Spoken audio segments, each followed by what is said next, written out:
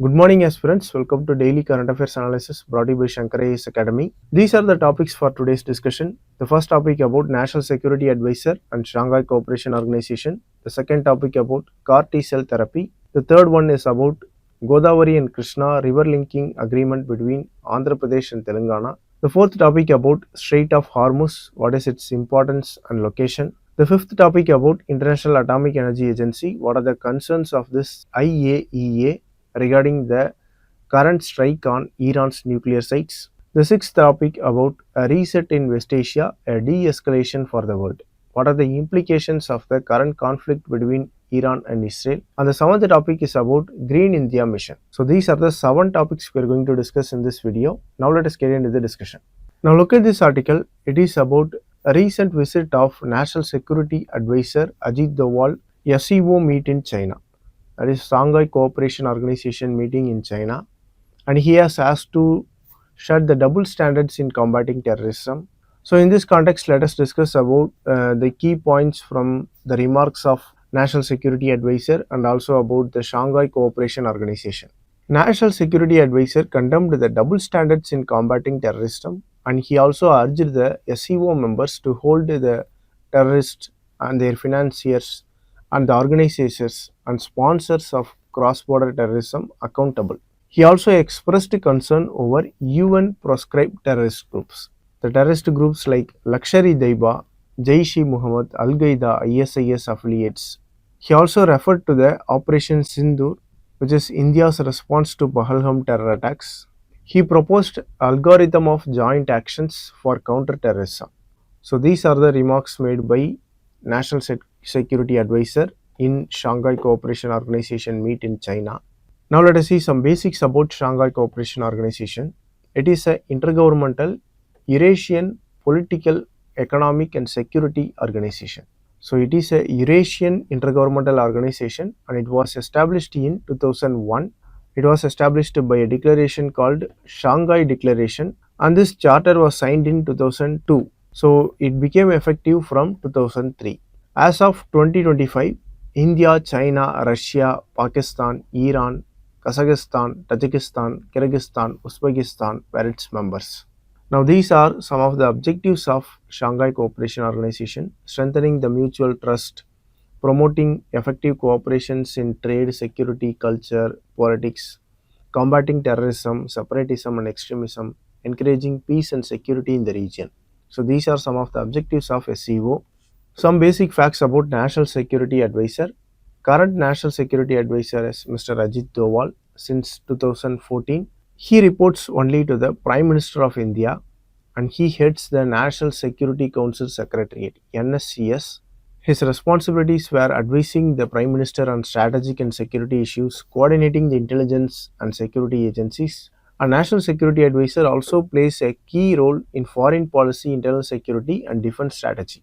Now look at this prelims practice question with reference to Shanghai Cooperation Organization. Consider the following statements. The official languages of SCO are English and Russian. India became a full member of SCO before Pakistan. Both of the statements are incorrect. Chinese and Russian were the official languages of SCO, not English. India and Pakistan both became full-time members simultaneously in 2017. So both of the statements are incorrect. The correct answer is option D, neither one nor two. With this, let us move on to the next news article. Indian Council of Medical Research has conducted a trial for CAR T-cell therapy in CMC Vellore. So this has showed a promise of CAR T-cell therapy can be done in India itself. So this is opening a huge possibility and accessibility for CAR T-cell therapy in India. Now what is CAR T-cell therapy? Chimeric antigen receptor T-cell therapy. So let us see what is it in this discussion. T-cell mean immune cells in our body. So these are immune cells which fight against the pathogens in our body. So this T cells can be used to target the cancer cells and this therapy can be used for cancer treatment. So chimeric antigen receptor is a kind of modified T cell and this modified T cells can fight the cancer cells more effectively. So this is the basis of this whole therapy, and this CAR T cell therapy is less painful and more effective than the conventional methods like chemotherapy. So this is why this cortisol therapy is being preferred now. And this cortisol therapy is allowed in India for treating blood cancers like leukemia, lymphoma, etc. So at now they are approved for treating blood cancers. Now how this cortisol therapy works? Look at this image here. Patient's blood is collected and from the blood the immune cells, which are called T cells, are removed or separated, and these T cells are reprogrammed into CAR T cell. This is a technique called chimeric antigen receptor T cell. So this is basically our immune cell are reprogrammed or changed into modified into certain type of cells, and this modified CAR T cells are then infused back into our body. So once they get into our body, they can target the cancer cells and destroy it. So this is a form of a modern cancer treatment, and if this get accessibility in India, it can be useful for many patients. So at now it is approved for blood cancer. So this is the basis of cortisol therapy. This T cells means our body's immune cells. With reference to cortisol therapy, consider the following statements. It involves modifying T cells extracted from patient's body. Yes, this statement is correct. It has been successfully used in treating several blood cancers. Yes, this is also correct. It is currently approved for treating breast and lung cancer. No, this is not yet approved. The statement 3 is incorrect. Cytokine release syndrome is a possible side effect. Yes, the statement is correct. See, the cortisol therapy has some side effects, but it is more effective and less costlier than chemotherapy. So the correct answer is option A, 1, 2 and 4 only, because the option 3 is, the statement 3 is incorrect. So the correct answer is option A. With this, now let us move on to the next news article. Now look at this news. It is about a new interstate dispute between Telangana and Andhra Pradesh over sharing of river water. So this dispute is about Polavaram Banakacherla link project. It is a river linking project. Now what is this dispute and what are the basics of the river mentioned in this news article? So this is what we are going to discuss here. Firstly, let us see about three important rivers which are related to this news. One is Godavari, Krishna, and another one is Penna. Firstly, about Godavari, it originates in Trimbakatu Plateau near Nashik in Maharashtra. It is the second longest river in India and it is the longest peninsular river in India. It flows through Maharashtra, Telangana, Andhra Pradesh, Chhattisgarh and Odisha. So Pranahida, Indravati, Manchra, Sabari, these are the major tributaries of this Godavari river. Now look at the important facts about Krishna river. It originates in Mahabaleshwar in Maharashtra. So both Krishna and Godavari originates in the state of Maharashtra. So they originate in the Western Ghats in Maharashtra and flows through Karnataka, Telangana and Andhra Pradesh. Bhima, Tungabhadra, Musi were some of the major tributaries of this river. If you look at Krishna river, it is a water deficient basin. So it has less water compared to Godavari. But Godavari has a water surplus basin. So it has more water compared to Krishna. So the plan was to divert some of the water from Godavari to Krishna. So this has created some disputes in the Andhra Pradesh and Telangana. Now look at this another river called Penna river. This is also related to this news. This Penna river originates in Karnataka in Nandi Hills and it flows through Andhra Pradesh. So this river flows only between Karnataka and Andhra Pradesh and drains into Bay of Bengal. Jayamangali, Chitravadi, Cheyyaru are some of the tributaries of this Penna river. So this Penna river is also a drought prone basin, which means it gets rainfall only during the rainy seasons. So this is also a drought prone basin like Krishna basin. Now what is the dispute regarding the river sharing? See, Polavaram Banakacherla ring project is designed to divert surplus amount of water from Godavari river to the Krishna river basin or the water scarcity regions in Andhra Pradesh. So it is about diverting the Godavari river water in Telangana to the water scarcity regions in Andhra Pradesh. That is Rayalaseema region, which is a drought prone region or water scarce region in Andhra Pradesh. So this Rayalaseema region is in Penna river basin. So it is in the south of Godavari river. The total cost of this project is 80,000 crore and the central government has agreed to fund 50% of this total cost. Now look at this prelims practice question. Consider the following. Pranahita, Sabari, Indravati, Tungabhadra, Musi. Which of the above rivers are tributaries of Godavari? The correct answer is option D, 1, 2 and 3. Pranahita, Sabari, Indravati are the tributaries of Godavari river. Tungabhadra and Musi were tributaries of Krishna river. So the correct answer is option D. With this, let us move on to the next news article. Now look at this article. After US military conducted strikes on Iran nuclear facilities, many feared that Iran might retaliate by blocking the Strait of Hormuz. This Strait of Hormuz is a critical choke point for global oil shipments. Why this Strait of Hormuz is important? What is the location of this Strait of Hormuz? What are the countries bordering this strait? So this is what we are going to discuss in this discussion. Now look at this map. This Strait of Hormuz connects Persian Gulf with the Gulf of Oman. So Gulf of Oman is in the mouth of Arabian Sea, and inside it is a Persian Gulf. So between the Persian Gulf and Gulf of Oman is a Strait of Hormuz. So this is in Arabian Sea. In the north it is bordered by Iran, and in the south it is bordered by Oman. Qatar, United Arab Emirates, Oman are some of the countries on the south of this strait, and Iran is on the north of this strait. This strait carries 20% of global oil trade. So it is the most critical oil choke point. Most Asian importers like India, China, Japan uses this particular Strait of Hormuz for their oil shipment. India's 63% of the oil shipments crosses through this strait. South Korea, Japan, China also uses this strait, and it is very important for their energy security. This Strait of Hormuz transports more oil than Strait of Malacca, Suez Canal and Bab el Mandeb. Strait of Malacca is between Indonesia and Malaysia, and Suez Canal between Egypt and Israel, Jordan. And this Bab el Mandeb is near Yemen and Ethiopia or Somalia. So it is in Red Sea, the Bab el Mandeb Strait. The Suez Canal is also in the other part of Red Sea, and Strait of Malacca is near Andaman Sea or in Indian Ocean. So these are some of the important straits, and this Strait of Hormuz has been recently seen in news because many countries feared that Iran might blockage this Strait of Hormuz. So look at this prelims practice question. Which countries border the Strait of Hormuz? Iran and Oman. Correct answer is option B. Now look at this news article. What are the challenges before International Atomic Energy Agency after US attack on Iran's nuclear sites? So we all know recently US bombers have attacked Iran's nuclear sites. Three important sites of Iran: Natanz, Fordow and Isfahan. And these three nuclear sites of Iran are targeted by US bombers.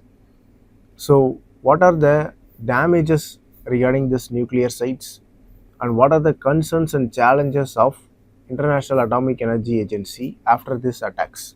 So this is what discussed in this news article.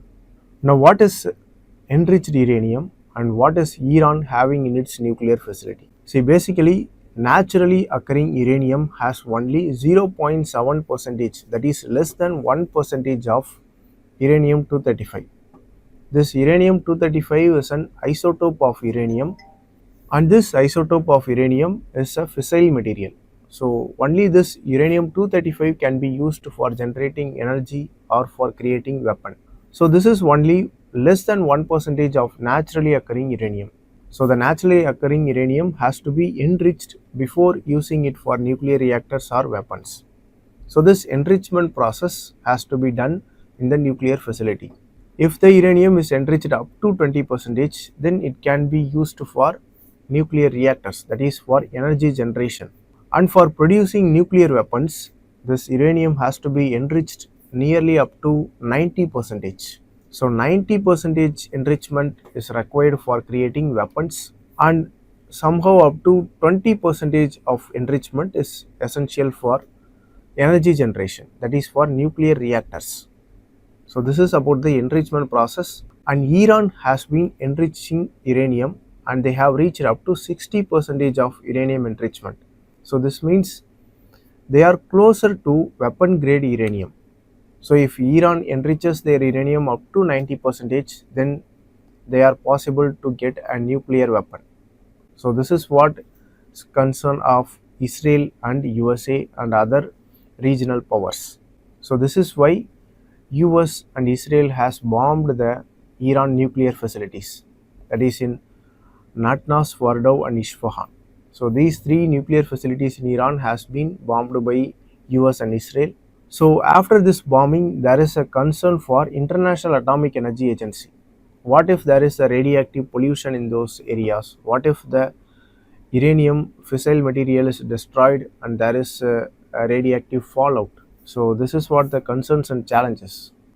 So this military conflict have undermined the nuclear safety in those regions. So these are the nuclear facilities which are targeted by USA. So the nuclear safety itself is in question. What if the fissile material have been damaged and it has led to radioactive pollution? So these are the things which are concerning the International Atomic Energy Agency. And this International Atomic Energy Agency was created in 1957 for peaceful use of nuclear forces. So their motto itself is Atoms for Peace and Development, and it was headquartered in Austria in Vienna, and India joined International Atomic Energy Agency in 1957. So there is an argument for Israel and USA, and there is an argument for Iran. So there is a radiation hazard, security threat, unmonitored movement and transparency loss. So this bombing of these nuclear sites created a security threat and safety threat. There is also radiation hazard. The damage to these nuclear facilities which store the radioactive material may cause leaks. Recently, if you look at the Ukraine and Russia conflict, the Zaporizhzhia nuclear power plant, which is located near this conflict zone, is also under risk. So these nuclear facilities have to be safeguarded during the attacks, because the radioactive fallout or the pollution of this radioactive material has a very serious damages to the environment and also to the earth. On one side, Iran also claims that it has relocated its uranium material. So this has now become difficult for International Atomic Energy Agency to track their uranium fissile material, and the accountability of Iran has now also been questioned. Now look at this prelims practice question. With reference to enriched uranium, consider the following statements. Natural uranium contains more than 90% of fissile isotope uranium-235. No, the statement is incorrect. Uranium enriched up to 60% uranium-235 is considered weapons grade. No, the statement is also incorrect. The International Atomic Energy Agency is mandated to ensure peaceful use of nuclear energy under Nuclear Non-Proliferation Treaty. Yes, the statement is correct. So the correct answer is option C, 3 only. With this, let us move on to the next news article. Now look at this article, a reset in West Asia, a de-escalation for the world. So after US and Israel bombing on Iran, the tensions and conflict has now become silence, and Israel and Iran agreed to ceasefire after negotiations by US President Donald Trump.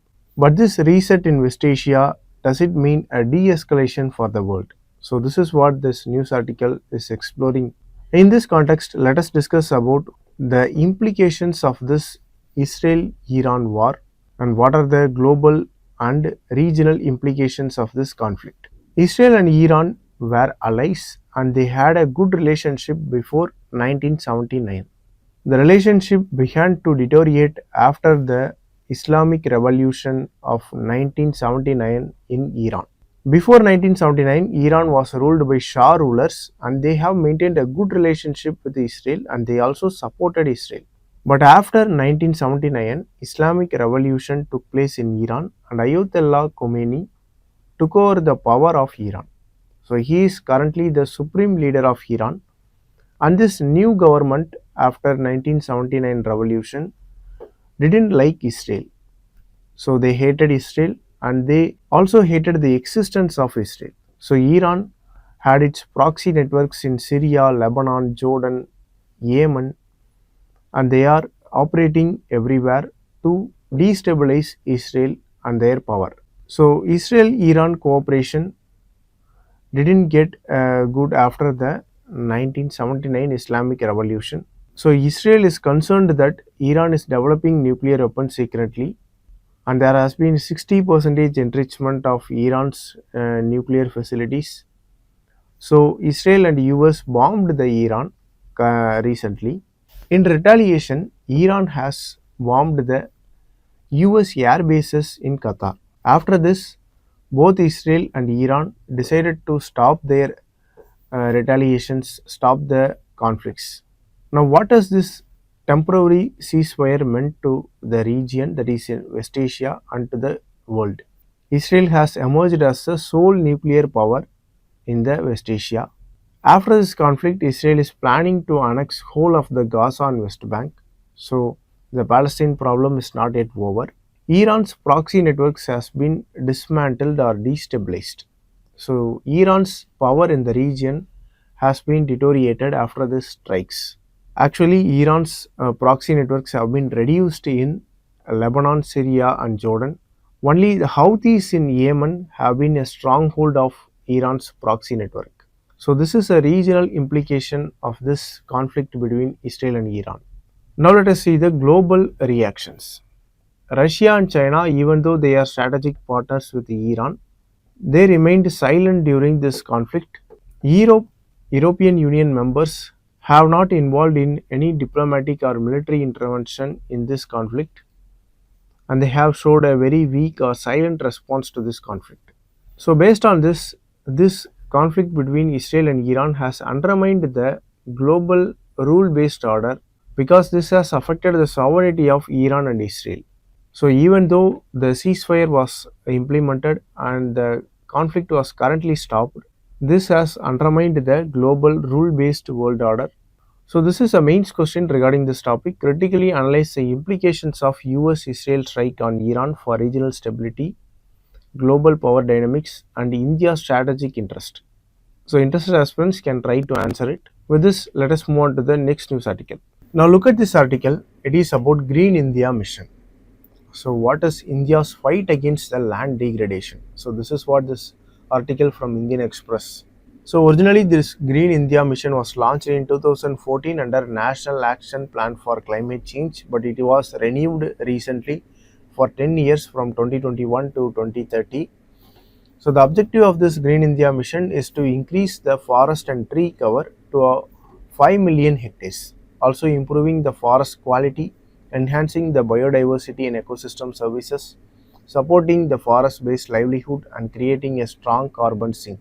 So these are the objectives of this Green India mission. Now under the revised plan for 10 years, that is from 2021 to 2030, these are the focus areas. To restore the degraded land in Aravalli ranges, Western Ghats, Himalayas, and mangroves. So the mangroves have been decreasing in India, and this is at an alarming rate.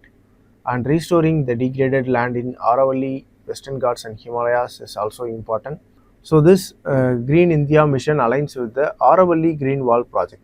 This Aravalli Green Wall project is an initiative to recover the degraded land around Aravalli ranges. So this is basically an effort to restore the land degradation in Aravalli ranges. So there are also region-specific best practices which are included in this Green India mission. A carbon sink target, creating a carbon sink of observing 3.39 billion tons of carbon dioxide, and also United Nations Convention to Combat Desertification, they have also included the target 26 million hectares of degraded land to be restored by 2030. So restoring the degraded land and increasing the tree cover and increasing the carbon sink. So these are the aim under this Green India mission revised plan. Basically, they are going to restore the degraded land around these important mountain ranges. So land degradation under this UNCCD definition is a loss in the productivity of the land due to erosion or chemical deterioration or loss of vegetation.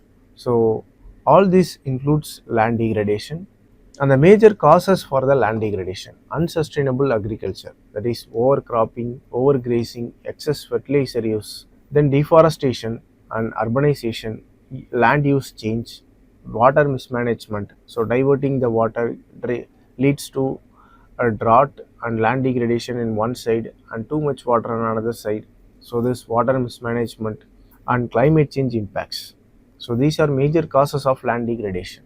So in this context, we must also look into the India State of Forest Report 2023. So according to this report, the forest and tree cover in India is 25.17%.